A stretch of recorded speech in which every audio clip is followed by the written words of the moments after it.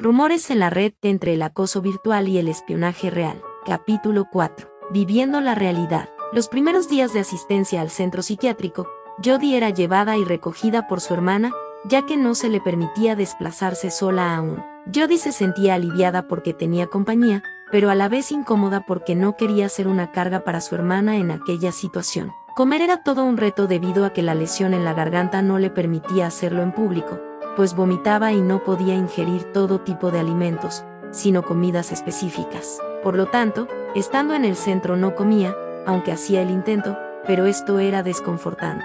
Ir al baño estando en el psiquiátrico también implicaba una situación incómoda para Jody, pues sabía que probablemente también estuviera siendo espiada y no se sentía segura haciéndolo. En una ocasión, Jody observó que unos trabajadores en aquel centro se acercaron rápidamente hacia el lugar donde ella estaba, ya que había entrado al baño por primera vez. Ella se sorprendió porque no esperaba que en ese lugar también se encontrara con personas espiándola en secreto. La hora en la que Jody se levantaba comenzaba poco a poco a afectarle, pues era muy temprano y le costaba levantarse a esas horas. Había días en los que no tenía ánimos de asistir, pero debía hacerlo. Esos días eran unos de los más caóticos porque desde que se levantaba hasta que se acostaba, las 24 horas del día era acosada por esos individuos. En cuanto Jody empezaba a prepararse para ir al centro psiquiátrico, estas personas ya estaban listas con motos que pitaban afuera de la casa y golpeando las paredes tanto de la habitación como del baño. Al salir de la casa, Jody empezó a encontrarse con muchas cosas tiradas por la calle.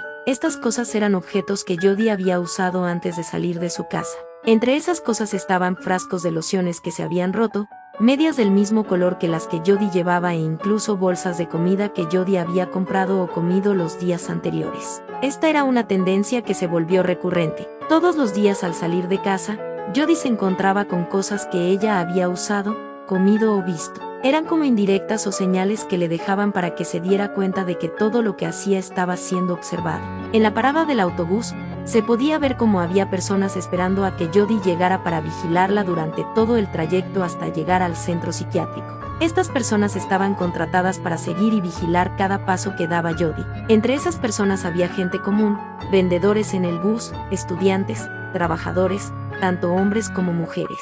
Todas estas personas eran desconocidas para Jody, pero ellos sabían perfectamente quién era ella y actuaban en base a lo que se les ordenaba. En el autobús, Jody vivió los primeros actos de violencia y acoso sexual. Había personas que tendían a propósito patear los asientos en los que se sentaba Jody y su hermana mientras iban de camino al psiquiátrico. Esto lo hacían todos los días cuando ellas tomaban el autobús. Estos individuos también recreaban conversaciones que tenía la familia de Jody en casa. En una oportunidad, Jody escuchó una conversación que habían tenido sus hermanas, reproducida en una nota de voz de WhatsApp.